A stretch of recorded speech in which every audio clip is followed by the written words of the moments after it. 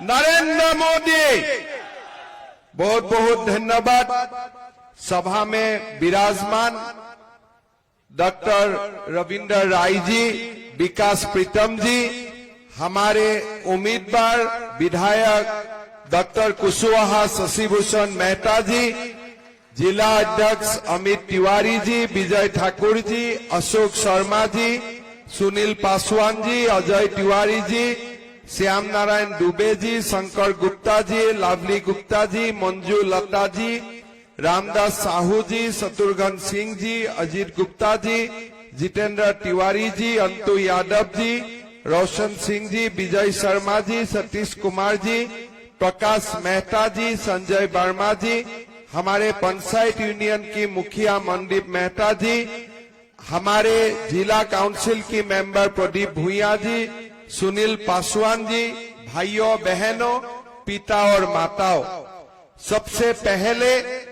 मैं शहीद पीताम्बर नीलांबर को प्रणाम करता हूं और आप सब लोगों को मैं ये संदेश देने के लिए कोशिश करूंगा कि कैसे हमारे प्रदेश को बीजेपी सरकार का जरूरत है और इसके लिए हम आगे जाके क्या करना पड़ेगा।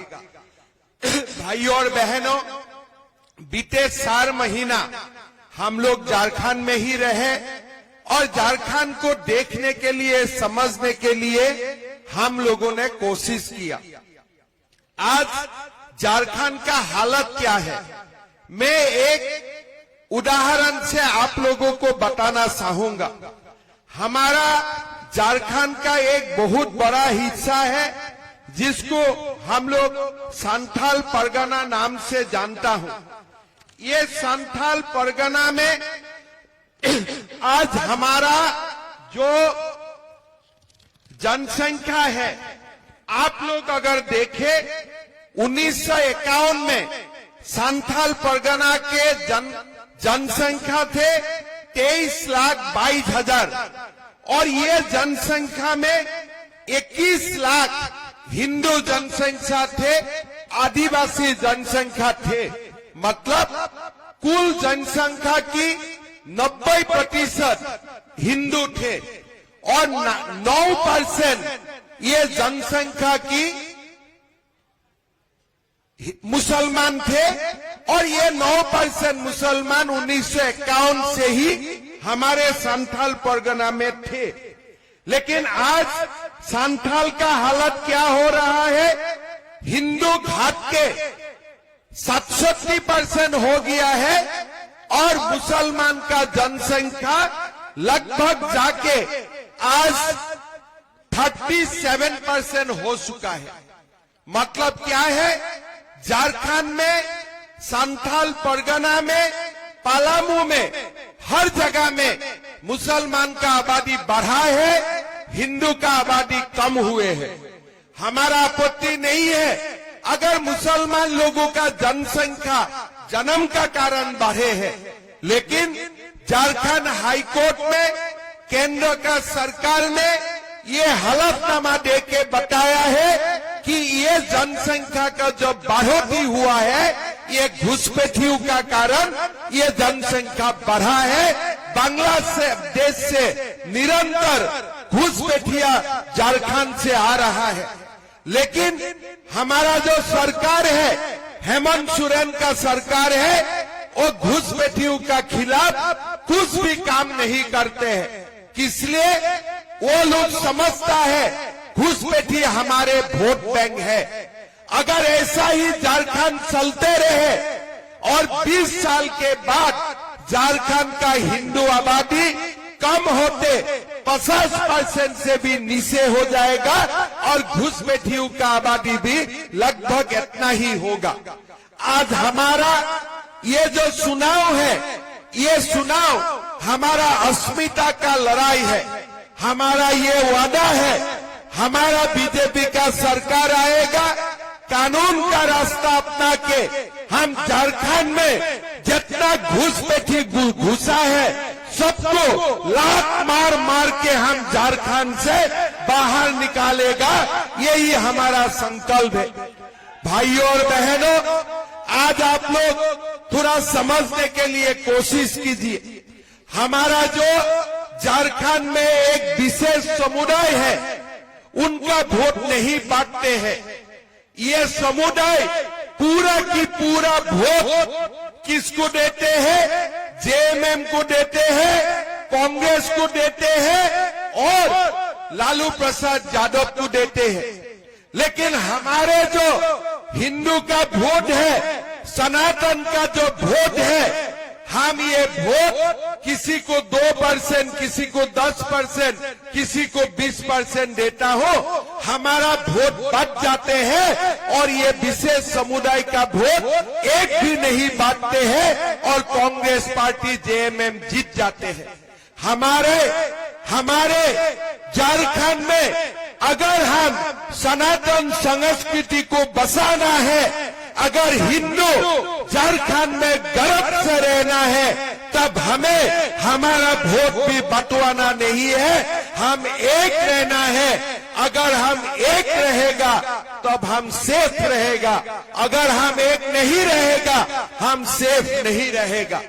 भाई और बहनों, ये पीताम्बर नीलांबर का भूमि है, ये सिद्धू कान्हू का भूमि है, भगवान बिरसा मुंडा का भूमि है। थोड़ा दिन पहले मैं हुसैनाबाद गया, मैंने लोगों को पूछा कि ये हुसैनाबाद नाम कहां से आ गया। किसी ने मुझको नहीं समझा पाए कि ये नाम कैसे आ गया।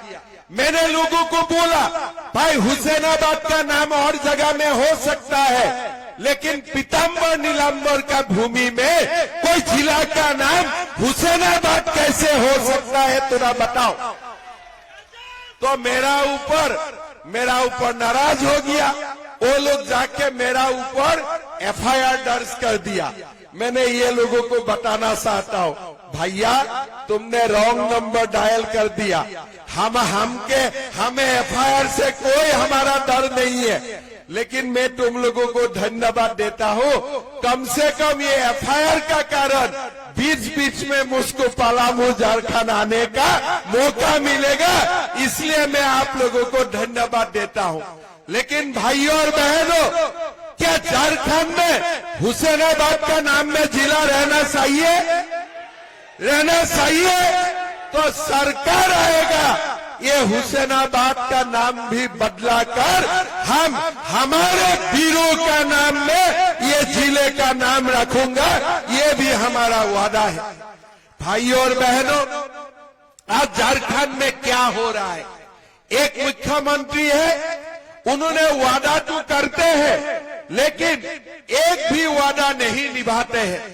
मैं जब झारखंड में आए तो मुझको बताया गया कि हेमंत सोरेन जी जब सीएम रहा, मुख्यमंत्री बना, उन्होंने अपना पिता का नाम में कसम खा के बोले थे कि मैं झारखंडी युवाओं को 5 लाख नौकरी देने का काम करूंगा।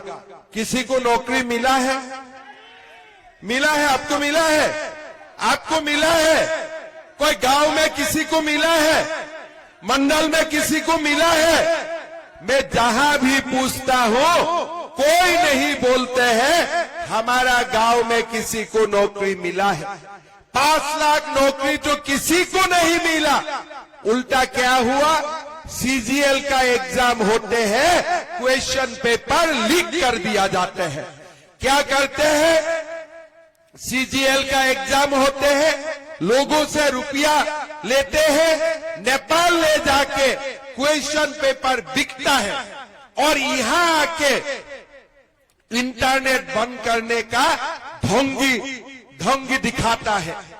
ये लोग क्वेश्चन पेपर बिक देते हैं, बार बार क्वेश्चन पेपर लीक होते हैं।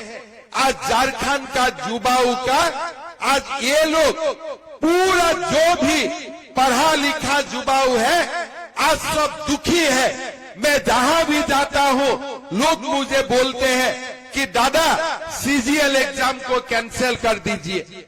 आज हम ये आप लोगों को वादा करना चाहूंगा, जब हमारा बीजेपी का सरकार बनेगा, नया मुख्यमंत्री शपथ लेगा और तुरंत हम सीजीएल एग्जाम को कैंसिल कर दूंगा और नया सिरे से हम सीजीएल एग्जाम करूंगा। ये भी बीजेपी का वादा है। भाई और बहनों, आपको याद है जब हेमंत सोरेन जी मुख्यमंत्री बने थे, हमें क्या बोले थे कि किसी का घर में शादी होगा तो एक सोने का सिक्का मिलेगा, नहीं तो 51,000 रुपया मिलेगा। किसी को सोने का सिक्का मिला? किसी को सोने का सिक्का मिला? किसी को सोने का सिक्का नहीं मिला। आज झारखंड को क्या मिले हैं? हेमंत सोरेन जी बोलते हैं कल्पना सोरेन से अच्छा कोई नहीं। कल्पना सोरेन जी बोलते हैं हेमंत जी तो भगवान है, उनसे अच्छा कोई नहीं। अभी मैं भी जब घर में जाता हूँ, मेरा बीवी भी मुझको बोलते, अरे तुम तो हमारा बारे में कुछ अच्छा नहीं बोलते हो। लेकिन झारखंड का मुख्यमंत्री अपना पत्नियों को भी राजनीति में लेके आया, मुझको भी पॉलिटिक्स में लेके आओ। मैं बोला यार बीजेपी में ऐसा नहीं होगा। आज झारखंड में क्या हो रहा है? युवाओं को नौकरी नहीं है, सोने का सिक्का भी नहीं है, 5,000 भत्ता भी नहीं है, 60,000 भत्ता भी नहीं है। ये एक दूजे के लिए सिनेमा का शूटिंग हो रहा है। कल्पना जी हेमंत जी का बारे में बोलते हैं, हेमंत जी कल्पना जी का बारे में बोलता है, एक दूजे का सिनेमा का शूटिंग हो रहा है, गरीबों का कुछ नहीं हो रहा है। भाई और बहनों, हमें वो शूटिंग देखना नहीं है, हमें हमारा अपना काम से मतलब है। जब सरकार आए थे तब क्या बोले थे? माताओं को हम 2,000 रुपया का सुलह का खर्च दूंगा। किसको मिला सुलह का खर्च? किसी को मिले क्या सुलह का खर्च? कोई नहीं मिला। जाते जाते वो लोगों ने क्या ले आया? मैया सम्मान योजना। जब 4 साल 7 महीना चला गया, 3 महीना ही बाकी रहा, उन्होंने मैया सम्मान लेके आया। कैसे मैया सम्मान लाया? हमारे माँ और बुजुर्ग को पेंशन बंद कर दिया, वही पेंशन का रुपया मैया सम्मान दिया। घर में सासू और बहू का झगड़ा लगा दिया। सासू का पेंशन बंद, बहू का अकाउंट में 1,000 रुपया। आप लोग देखिए, अगर देना ही था 5 साल पहले क्यों नहीं दिया? असम में जब मेरा सरकार बना, पहला महीना से ही हम माताओं का बैंक अकाउंट में 1250 रुपया देने का काम किया। छत्तीसगढ़ में चुनाव हुआ, 1250 रुपया देने का काम किया। लेकिन ये लोगों ने 4 साल 7 महीना कुछ नहीं किया। 3 महीना पहले पेंशन बंद किया और माताओं को 1,000 रुपया का लॉलीपॉप दिखाया। मैं हेमंत सोरेन जी को बोलना चाहता हूं, आप 4 साल 7 महीना पहले क्यों अपने सम्मान राशि नहीं दिया? भाई और बहनों, बीजेपी आप लोगों को बोलना चाहते हैं। मैं कल भी एक सभा में बोला, इस बार दीपावली में मेरा असम जाना नहीं हुआ, मैं झारखंड में ही रह गया, रांची में ही रह गया। मैं हमारा सब नेताओं को बोला हूं, मैं तब गुवाहाटी जाऊंगा जब हमारा मुख्यमंत्री जी पहला दिन ही गोगो दीदी सम्मान राशि हमारा माताओं का बैंक अकाउंट में देने का काम करता है। भाई और बहनों, सरकार बनेगा पहला दिन ही हम गोगो दीदी सम्मान योजना शुरू करेगा। माताओं का बैंक अकाउंट में 2100 रुपया आने का काम हम शुरू कर देगा। साथ में हम सीजीएल एग्जाम रद्द करेगा और पहला साल में ही हम हमारे युवाओं के लिए 1.5 लाख नौकरी हम आप लोगों के लिए एडवर्टाइज करूंगा। हम नियुक्ति पत्र देने का भी काम करूंगा।